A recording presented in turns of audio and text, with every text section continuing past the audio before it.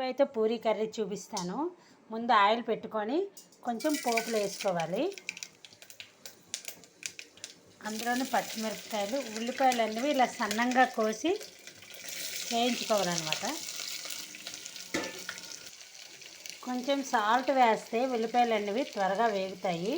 ఉల్లిపాయలు బాగా వేగితేనే కూర బాగుంటుంది.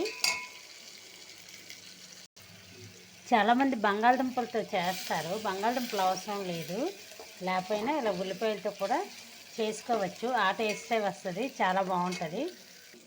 ఇందులో మనకు కావాలంటే పచ్చి బఠానీ, క్యారెట్ కూడా వేసుకోవచ్చు. ఓ 2 ఎండుమిర్చి కూడా వేసాను.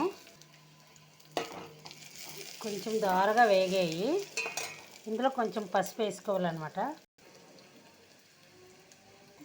ఇలా దోరగా వేగితే సరిపోద్ది. ఇది వాటర్ వేసి ఉల్లిపాయ అనేది మెత్తగా ఉడికించుకోవాలి.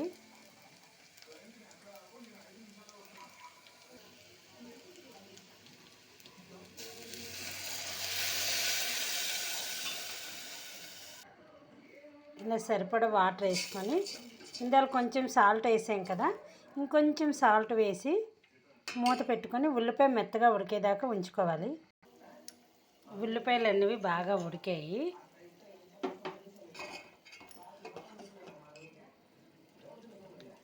ఈ ఉల్లిపాయ కూరకు ఉల్లిపాయలు ఎక్కువ ఉంటే బాగుంటుంది. టమాటాలు, శనగపిండి వాటర్లో కలిపి